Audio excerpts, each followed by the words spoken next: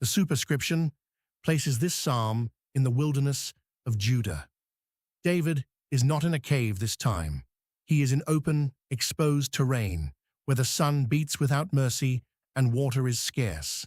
Saul is hunting him. The wilderness strips everything away. Just David and God and the cracked earth beneath his feet. O God, thou art my God. Early will I seek thee. My soul thirsteth for thee. My flesh longeth for thee in a dry and thirsty land where no water is. Psalm 63, verse 1. David opens with a double possession. Not just O God as an address, but also Thou art my God. The covenant relationship is stated before the request. David is not approaching a distant deity hoping for favorable attention. He approaches the God who is already his. This is the ground of every prayer the believer brings. God is not a stranger to us. Early will I seek thee carries two meanings that reinforce each other.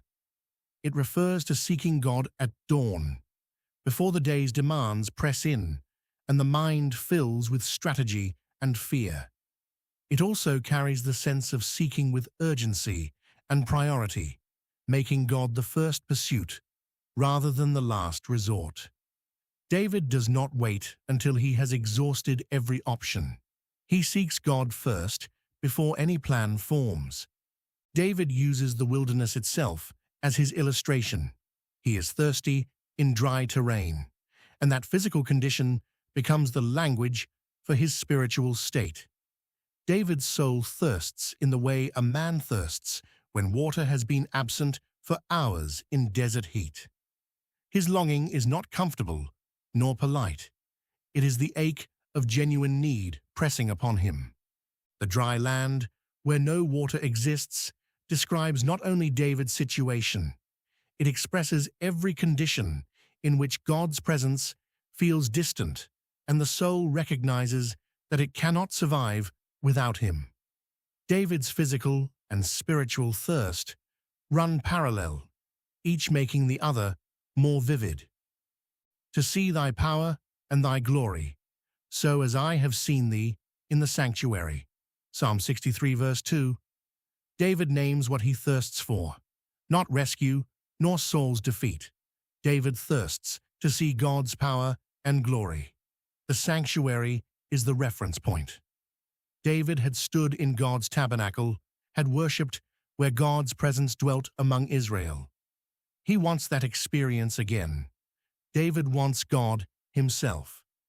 The application runs straight to the believer who has known genuine worship and then passed through seasons of spiritual dryness. The memory of God's presence in the sanctuary creates the standard against which the wilderness is measured and found wanting. Because thy loving kindness is better than life, my lips shall praise thee. Psalm 63, verse 3.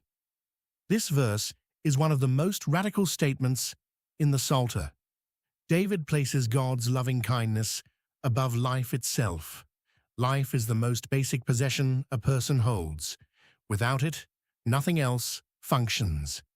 David declares that God's covenant love surpasses even that. This is not poetic exaggeration. David writes it from a wilderness where his life is threatened. The result is immediate. My lips shall praise thee. The declaration of God's loving kindness produces praise as a direct consequence, not a distant aspiration. Thus will I bless thee while I live. I will lift up my hands in thy name. Psalm 63, verse 4. David commits to a lifetime of blessing God, not until circumstances improve, nor until Saul is defeated, but for as long as he lives. The lifted hands represent surrender and worship.